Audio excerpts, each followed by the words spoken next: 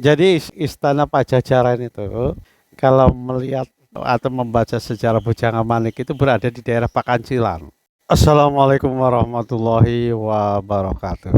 Yang menjadi pertanyaan hingga kini adalah di mana letak ibu kota Pakuan Pajajaran. Katanya sih ada di Bogor, tapi di Bogornya sebelah mana? Hingga sekarang ini kan baik ilmuwan atau pemerintah daerah Jawa Barat sendiri sih masih cuek-cuek saja.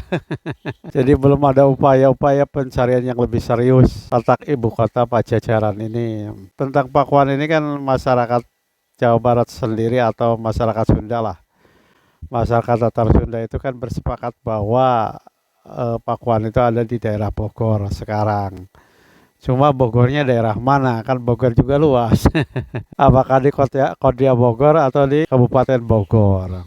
Padahal Kabupaten Bogor sendiri kan mempunyai luas yang sangat luas, hampir 3.000 km persegi. Sebenarnya lokasi tentang Pajajaran ini kan telah dibahas oleh ilmuwan-ilmuwan era tahun 80-an seperti Salehdan Nasasmita, Profesor Eka Jati, Ayat Rohedi, Aca, dan lainnya. Tetapi sepertinya tidak ada yang meneruskannya. Bahkan sekarang cenderung bahwa pengkajian tentang kesundaan termasuk sejarah Sunda sendiri itu kan kebanyakan sekarang itu malah terjebak pada kajian-kajian yang tahayul kan. Banyak tahayulnya daripada ilmu pengetahuannya. Sebenarnya kan masyarakat Sunda atau pemerintah daerah atau ahli-ahli sejarah Sunda itu kan bisa memulainya kan dari naskah-naskah yang ada. Nah sebenarnya ini yang sangat penting tentang letak ibu kota Pajajaran itu bisa ditelusuri dari naskah Bujanga Manik. Sekarang kan DM itu kan katanya senang terhadap budaya-budaya dan sejarah Sunda. Cobalah telusuri, buat tim untuk menelusuri ibu kota Pajajaran itu dari naskah Bujanga Manik. Bujanga Manik itu kan seorang pangeran dari Pakuan Pajajaran, anak dari bangsawan Sunda, ada bangsawan Pajajaran, sehingga dia sendiri disebut sebagai Prabu Jaya Pakuan. Prabu Jaya Pakuan ini disebut juga dengan nama Ameng Layaran. Jadi Bujanga Manik itu bercita-cita ingin ke Bali, ingin mempelajari ilmu agama sampai Bali. Dia sebenarnya melakukan dua kali perjalanan, tapi perjalanan pertama itu sampai Pemalang itu dia kembali lagi, tapi kembalinya naik kapal. Jadi Bujanga Manik itu sebenarnya ingin mengenal tentang pemikiran-pemikiran keagamaan waktu itu. Meskipun dilarang oleh ibunya, dia berangkat juga. Jadi sebenarnya dulu Bujanga Manik itu kan diperkirakan hidup pada abad ke-15 Masehi. Karena di sana itu dia masih berbicara tentang Demak, tapi masih ada ibu kota Majapahit. Jadi dia pernah lewat ke ibu kota Majapahit. Karena itu dia diperkirakan hidup pada abad ke-15 Masehi. Jadi Bujanga Manik ini masih berada di lingkungan Istana Pakuan Pajajaran. Dia itu berada di istana di Pakancilan.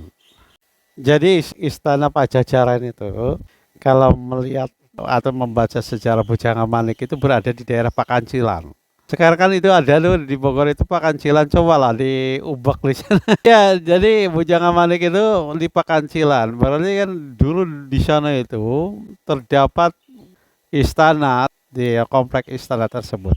Jadi Bujanga Manik ini tinggal di Pakancilan.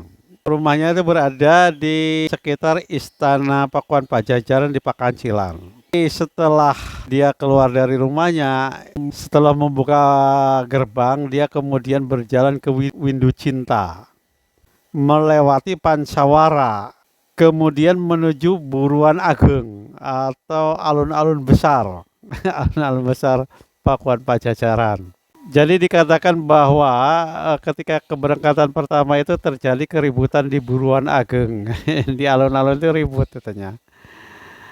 Mau kemana itu sang pangeran itu, kok tidak ada yang mengawal, kok berangkatnya seorang diri. Jadi setelah ke Winducinta melewati Pancawara, kemudian ke Buruan Ageng atau alun-alun besar ya di Pakuan Pajajaran. Pada keberangkatan pertama itu meskipun ditanya oleh masyarakat itu mau kemana, sang pangeran mau kemana, kok tidak ada pengawalan, kok berangkat sendiri, itu tidak mengindahkannya.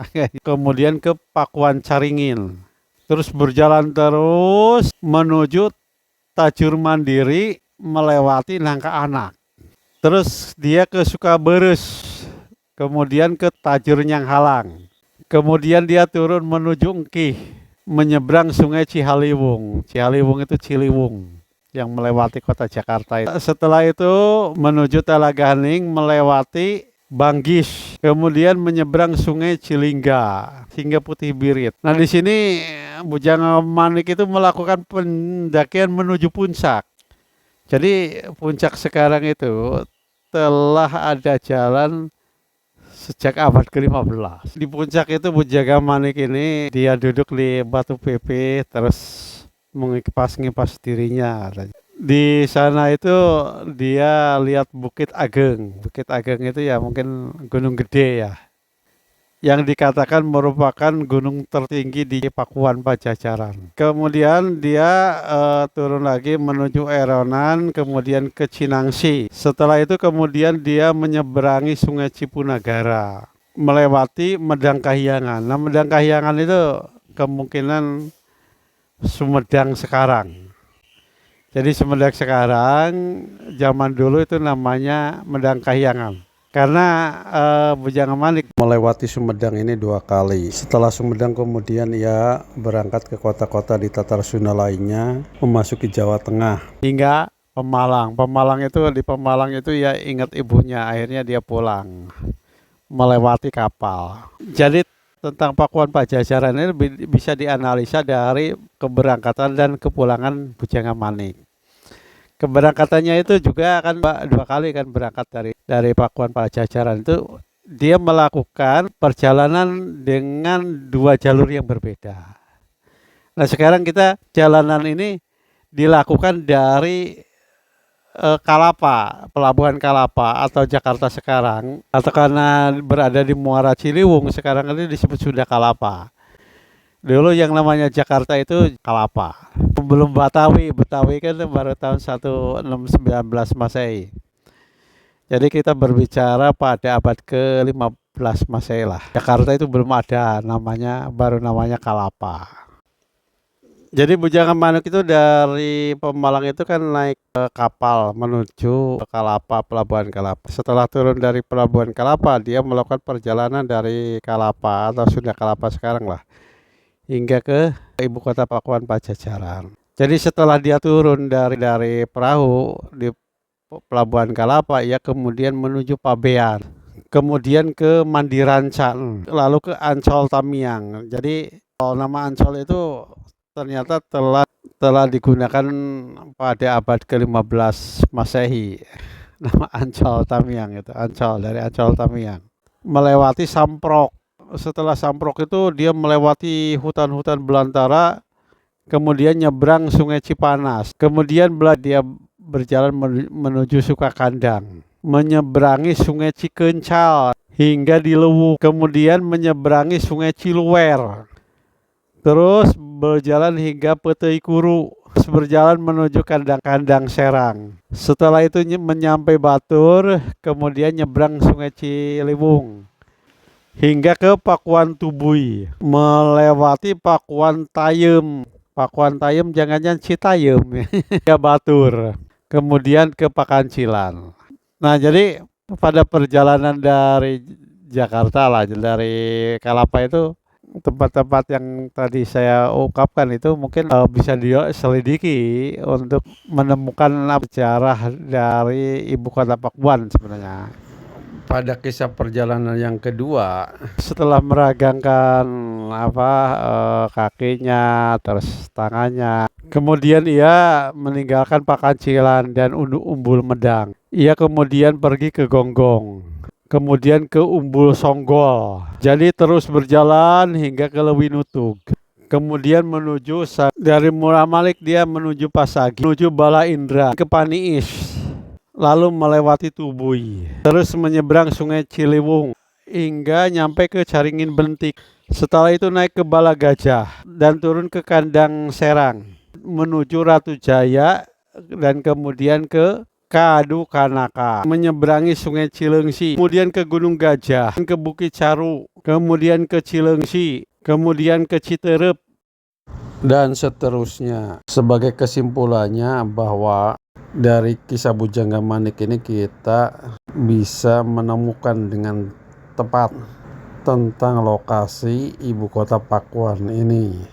Setidaknya bisa dianalisa dari dua keberangkatan dari Pakuan dan kembalinya dari arah Kalapa atau Jakarta sekarang. Demikian, assalamualaikum warahmatullahi wabarakatuh.